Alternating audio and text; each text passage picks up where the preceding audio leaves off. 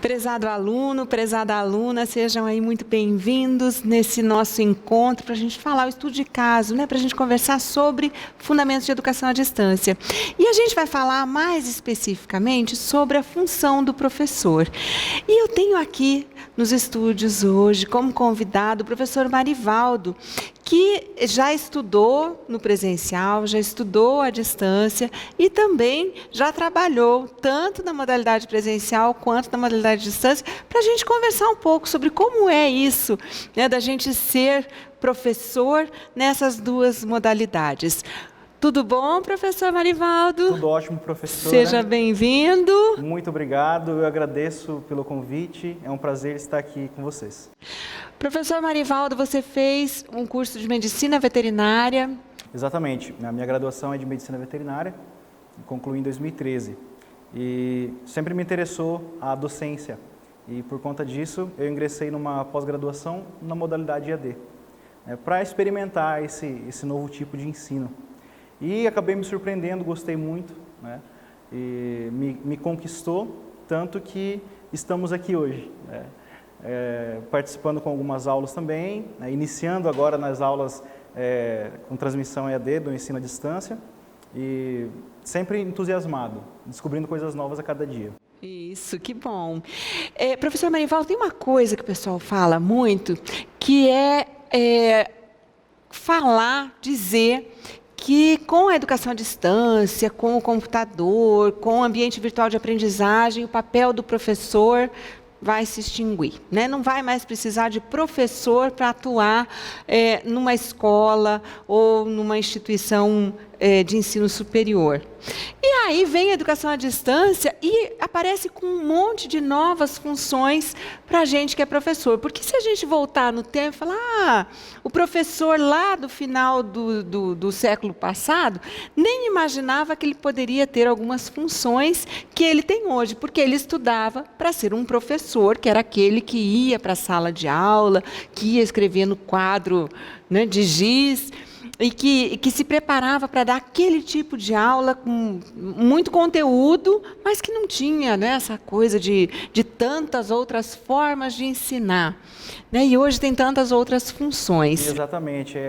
Caiu por terra há um bom tempo já essa questão do professor transmitir o conteúdo, o conhecimento ao aluno. Não é mais isso. A sala de aula hoje ela é muito eclética, então o professor ele tem que ter esse perfil de saber qual é o estilo de aprendizagem do aluno. E o EAD permite isso. Não é porque o professor está em um local transmitindo aquele conhecimento através de um vídeo, através da internet hoje em dia, que ele também não vai participar do ensino-aprendizagem do aluno. Pelo contrário, através dos tutoriais, através dos fóruns, através de todas as ferramentas que as plataformas de EAD dispõem hoje em dia, é possível essa interação entre professor e aluno. E cada vez mais o EAD está tomando conta do ensino no Brasil como um todo, E eu vejo com muito bons olhos esse ensino inovador e que também ele propicia o ensino a chegar em locais onde o presencial muitas vezes não é possível, locais distantes, acaba ajudando, auxiliando muitas pessoas que tinham um sonho de uma graduação ou até mesmo de uma pós-graduação, de conseguir esse diploma, de conseguir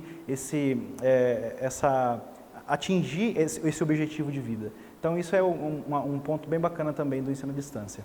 E quem trabalha só com o presencial tinha o costume de dizer, não, mas trabalhar à distância, fazer um curso à distância é ruim, é muito simples, é para quem não quer estudar. Ou então o professor que trabalha no presencial acha que ele é melhor, ou que ele se prepara melhor. E aí tem quando ele vem para a educação à distância, assusta um pouco, porque o preparo, a organização para a educação à distância é muito diferente. Conta um pouquinho dessa experiência, como que é trabalhar para produzir um material, uma aula à distância.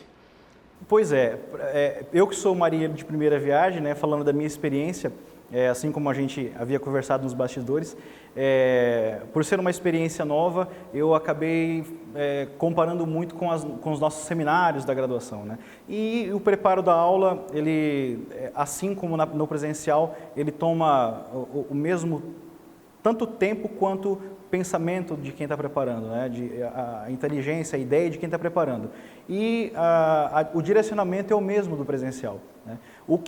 Acredito que o que muda, no meu ponto de vista, né, e lendo um pouco dos autores da área, o que muda muito é o estilo de aprendizagem de cada aluno e como ele se aplica naquela determinada disciplina, né? Então, o ensino à distância, a maioria das instituições de ensino, elas pregam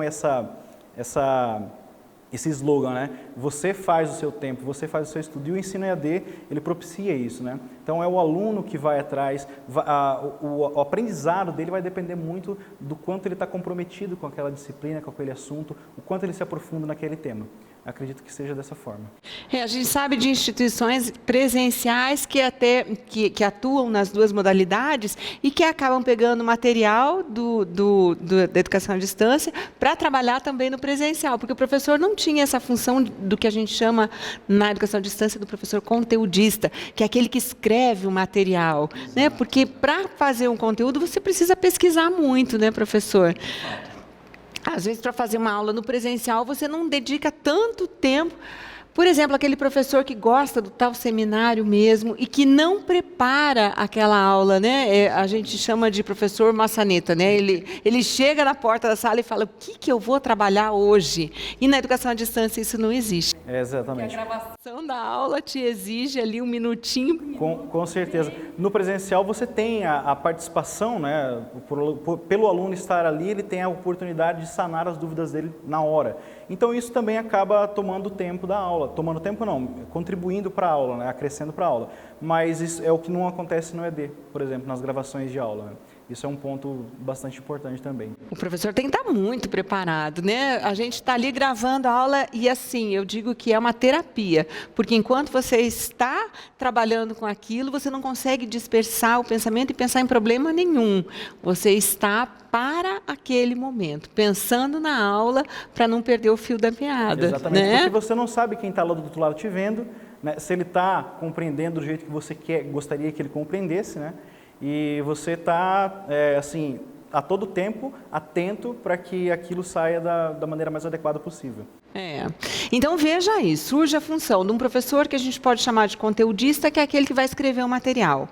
Às vezes, esse professor que produziu o material não é um professor assim que tem facilidade para falar no estúdio, para conversar. Então, ele não vai para o estúdio. Então, tem que ter um professor que a gente pode chamar de um professor formador, ou um professor que tenha mais jeito para falar, né? que goste, porque é um ambiente, a gente fica meio se sentindo um pouco solitário, né? Você está ali, não tem os alunos, e tem que pensar nas dúvidas dos seus alunos para você tentar ajudar, né? Então, tem esse professor que é aquele que realmente vai dar aula. A gente tem um professor também que pode pensar em orientar os alunos à distância. Você faz esse papel também, né, professor? Faço também. É um papel muito, muito bacana, né, que eu estou tomando gosto cada vez mais, né, que é a orientação à distância. Eu nunca imaginava que poderia acontecer, mas hoje, com o advento das tecnologias, é possível e a gente está aí nas correções de trabalhos da vida, né? E muito, muito interessante porque você se conecta com pessoas de vários lugares, de lugares muito distantes, né? Então, tem alunos do Amazonas, alunos da Bahia, enfim, das regiões mais distantes aqui da nossa, né? Então, isso é muito bacana porque cada um traz a sua realidade para dentro do trabalho, né? Então, cada um quer escrever um pouco a sua maneira, né? Muitos voltados à área da educação, que é onde eu faço as correções, eles trazem conteúdos que refletem a realidade da escola onde eles trabalham, que reflete a comunidade onde eles convivem. Então, isso é interessante, né? E o ED propicia isso. E essas correções de trabalho, né? O papel desse professor que orienta à distância também é muito importante. É um trabalho gostoso, né? A gente se envolve e aí você vê experiências de outros locais, né? Outras realidades, como você colocou, né? Ali traduzidas em poucas, né? Num artigo, num trabalho. Ali contando uma história, uma vivência, né? Principalmente aí os estágios que eles fazem, né? De conclusão de curso. É muito interessante. Um outro papel que a gente tem aqui também é o do tutor, que é aquele que tem um tutor que que trabalha à distância e que vai ser motivador do aluno, mas que também vai ajudar com correção de fóruns, de trabalhos, né, das questões das provas, das atividades. E também tem um tutor que fica lá no polo para dar as orientações para os alunos, para dizer como que ele, o que ele precisa fazer, para onde ele precisa se dirigir, né? Tirar as dúvidas mais pontuais, né, em relação ao ambiente. Muitos têm dúvida, né? Quando é o primeiro curso, geralmente muitos têm dúvida do acesso ao ambiente, aonde encontrar tal material, aonde postar os artigos, aonde ver o que o professor está querendo conversar com ele. Com coisas desse tipo, eles acabam auxiliando bastante. E aí, pelo lado do aluno, né? O aluno também, ele precisa, você já falou, de um comprometimento muito grande, ele precisa estudar muito, ele precisa se dedicar muito para ele dar conta de tudo aquilo. Você, como aluno, foi mais difícil do que você pensava? Você teve um apoio grande de tutoria? Como foi isso? Tive sim. Eu tive a grande felicidade de poder trabalhar com pessoas que eu já conhecia, né?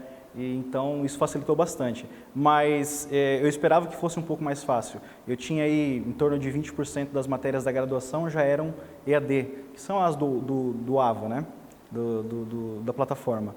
Mas era uma coisa assim, mais só pergunta e resposta, perguntas objetivas e respostas que você só depois conferia as respostas, né? Eu não tinha que pegar um conteúdo, destrinchar ele, ler a respeito, aprofundar outras leituras para poder fazer as provas, responder aos fóruns, enfim. Então acabou me pegando um pouco de surpresa, mas aí conforme a gente foi se aplicando, aí fomos vencendo as barreiras, mas foi muito interessante. Que legal! E aí surge a ideia, o professor, terminando o mestrado agora, nessa área também trabalhou com a questão da educação, né, tomou gosto pela educação. Exatamente, com isso. Por EAD foi em docência no ensino superior. E no momento a que mais se encaixava no mestrado era a questão do mestrado de gestão do conhecimento, na linha voltada para a educação. Então, estamos seguindo nessa linha.